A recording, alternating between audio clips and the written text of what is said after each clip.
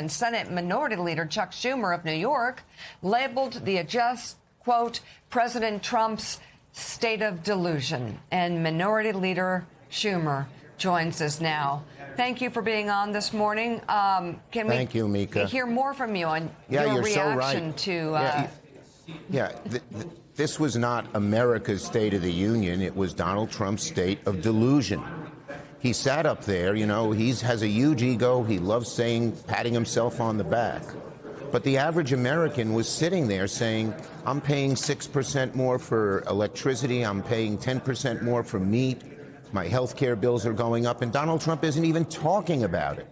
In fact, he had so little good to say about what he's doing that he had to spend so much of the time talking about really true American heroes that he had nothing to do with. He'd had nothing to do with the hockey team, for instance, winning, and they're great.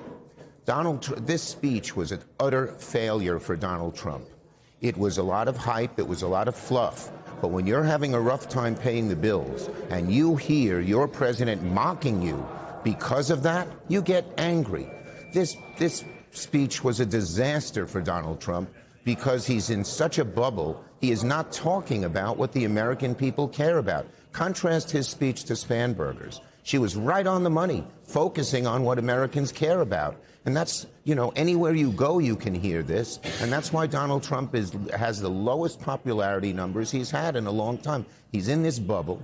He scratches his own ego, but he doesn't do anything to help the American people. The amount of the speech that was on the economy, that was on things that really make people's lives better, was minimal. And when he talked about it, it was a bunch of lies. For instance, he says, manufacturing jobs have gone way up. They're down 100,000 since he took office. He says the job creation is up. Job creation is the lowest it's been in a non-recessionary year since 2003. He's in a bubble, but it don't work. It don't work, Donald Trump, because the bottom line is the American people want a way out of their crisis of affordability, and you've provided no path, just a lot of ego and back-patting. Leader Schumer, good morning. As he has at many rallies, Donald Trump mocked the idea of affordability, saying the Democrats discovered this word and invented it.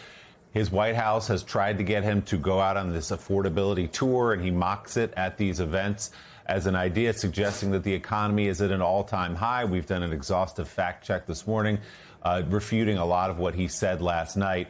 How focused are you as Democrats, and will you be going into these midterm elections on that issue of affordability?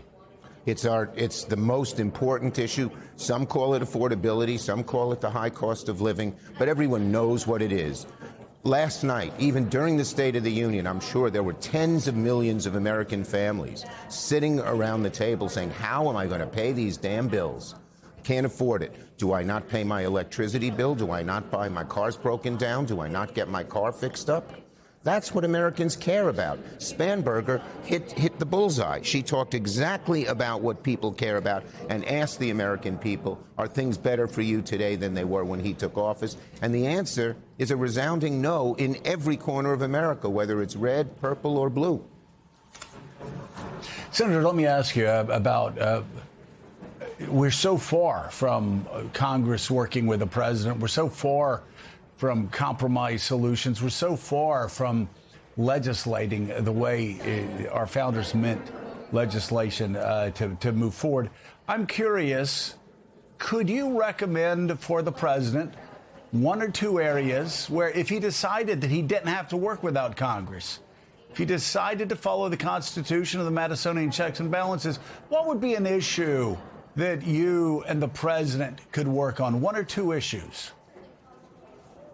Well, the bottom line is, first thing you ought to do on health care is extend the tax credits, which are raising health care costs for the average American by $500 to $1,000 a month. He could do that himself.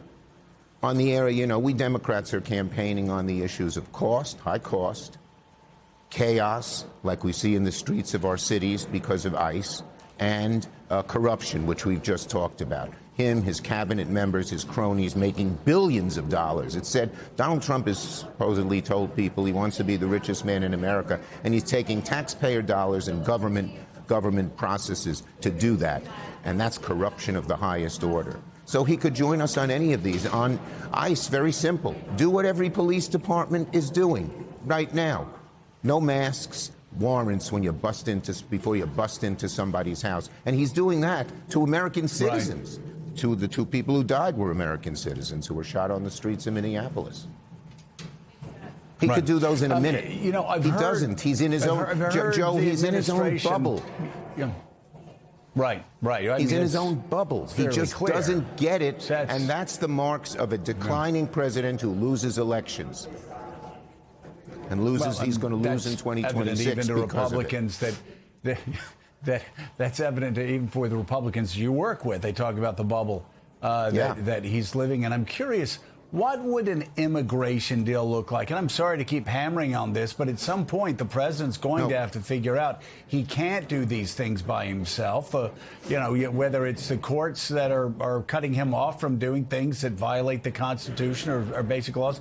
At some point, he has to come, and if he wants to get anything done and figure out how to pass legislation, what would an immigration deal look like between Republicans and Democrats in the Senate? Well, we had a good model in 2013, as you may remember, bipartisan. John McCain and I headed the Gang of Eight. We had 4 Democrats, 4 Republicans, including Marco Rubio, who's now gone to the other side on this. But we could come up with a bill like that. It toughens up the border. It gives a path to citizenship, a long, tough path to citizenship for 11 million people who are here. It allows high-tech people who are needed in our industries to come in. But it was a bill that got 70 votes in the Senate, or 68 or 69. It got Democrats and Republicans. That's the way to go, and the business community wants it. You talk to businesses, they're short of workers right now, and that's hurting the economy, too. So, Leader Schumer, a few hours before the State of the Union, you were part of a Gang of Eight briefing on Iran. Secretary of State Rubio, CIA Director John Ratcliffe presented what the administration views the situation in Tehran. I know you can't get into details of what they talked about, but afterwards, you said the administration needs to make its case to the American people. But President Trump last night decidedly did not.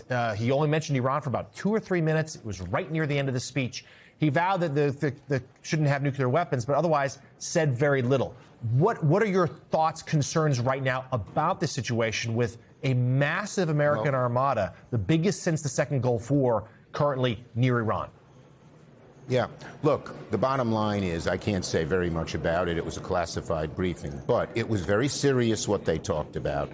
And they ought to lay out their plan and goals to the American people, plain and simple. And he didn't even talk about it. It was so typical of the speech. Any of the serious things facing the American people, he didn't talk about. It was all hype. It was all fluff. And it doesn't work. It doesn't work. Maybe if the economy's doing great, maybe if all these other things are happening and the American people are happy that they can afford to pay their bills, it might have been just a nothing burger. But the fact that there is such trouble in so many places, and he doesn't even talk about them, is just appalling. But not just appalling to Democrats in the House and Senate. It's appalling to the American people. And the people are saying it. All right, Senator Chuck Schumer, thank you so much. Let's hope we can get you back. And I think most Americans, Republicans, Democrats, would love to get you back and get Republicans back and start talking about an immigration deal, start talking about a health care deal, start talking about the things we've been discussing this morning. Thank you so much. Joe, you heard Donald Trump last night. He doesn't sound like he wants to talk to Democrats except scream at them with a lot of stupid words. He doesn't seem to want to do that. Let's hope. And the American people want us to talk, and we're happy to do it. We want to do it. I think the American people do want you to talk, and I think it can happen. So I wish you the best of luck on that. And let me just say at the beginning of spring training, I wish you absolutely the worst luck this season with the New York Yankees. Thank you so much for being with us. Let me tell you, we have not had a great New York year, but I will say Yankees are going to come back and do much better than last year, I hope. God willing. Okay. We shall see. Still ahead on more.